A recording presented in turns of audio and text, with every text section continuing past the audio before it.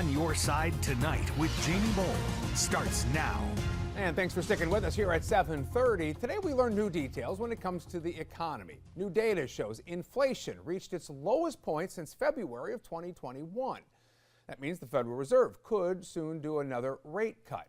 The Consumer Price Index shows prices overall rising 2.4%, slightly higher than the 2.3% expected, but lower than the 2.5% year-over-year increase we saw back in August. This does not, however, mean all prices are going down. In fact, take a look at some of these numbers from the CBS News Price Tracker. It shows the price of a dozen eggs is up 176% from $1.38 to $3.82 since before the pandemic. Farmers have been fighting a deadly strain of bird flu now for several years, so you got to take that into account. Frozen orange juice, that's up 75% from $2.41 to $4.23. Ground beef, no bargain there. It's up 47% from $3.85 to $5.67 a pound. But on the other hand, many of us are making more money. Wages up overall about 4%. Some doing even better than that. For example, restaurant and hotel workers in the leisure and hospitality sector saw a nearly 35% increase in wages. Social Security recipients, they're going to see a 2.5% increase in benefits. That starts in January. It's about $50 more per month for the average retiree. And one place where we are seeing relief, that's at the gas pump. The cost for a gallon down almost 50 cents from 2023.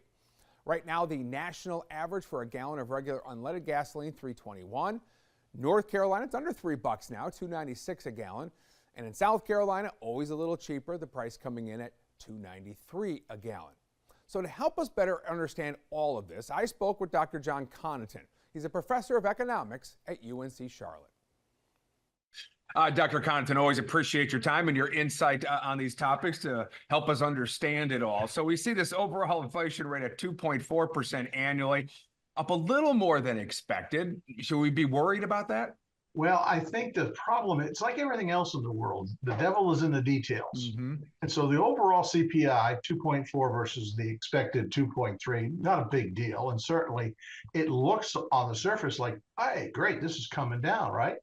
The problem is that when you look behind that number, you start to see some things that are a little bit disconcerting. So for example, a big reason why this number came down to 2.4 was because of energy prices. Mm-hmm. I mean, everybody goes to the gas station, knows you can buy a regular in Charlotte for less than $3 a gallon now. You're back at 3.4%. You're back where we were when we thought inflation was serious. And so what you've got essentially is overall inflation coming down, but core inflation was always below it, and now it's starting to rise above it. Is it a blip? That's strictly because of energy in this case. Is that a blip? Is it one data point? The broader trend line? Okay, what do you think? Obviously, one data point does not a trend make. However, there's a reason why energy drove this down. And it is driven down by a couple of policy changes that took place over the summer. One was we drained the Strategic Petroleum Reserve again. And number two, we've seen the OPEC nations decide that they're going to loosen up on production. And so we saw the oil price get down into the $60 a barrel range last month. Now, we've also seen it rise up this month so far because of the trouble in the Middle East. I have no idea what's going to happen.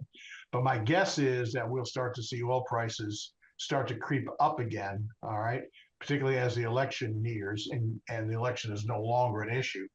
And we'll start to see that overall inflation number begin to approximate the core number somewhere around the 3% range. You're making it sound like, because we've been hearing these headlines, right, that inflation's under control, it's been tamed, this battle's been won. You're saying maybe not.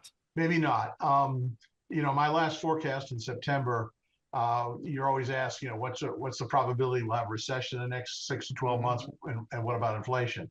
Recession is very, very low, less than a 20% probability that we'll actually have a recession. But I think the return of inflation, or at least a stabilizing inflation in the 3 to 4% range, is probably about 50%.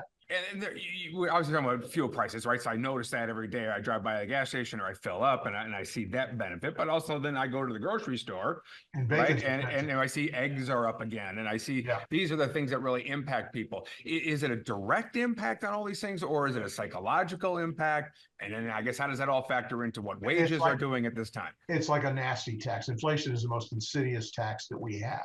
Hmm. And it's simply not felt equally across the board in terms of income levels. I mean, U.S. consumers have probably lost about 4 to 5% on average purchasing power. But we also have to remember, unfortunately, the Fed really only has one tool at its disposal to deal with both inflation and employment levels. They can't impact consumers who went through the COVID era. The last time we had a pandemic of that type was in 1918, the Spanish flu. Mm-hmm. And you remember what followed was the Roaring '20s, and they don't call it the Roaring '20s for nothing.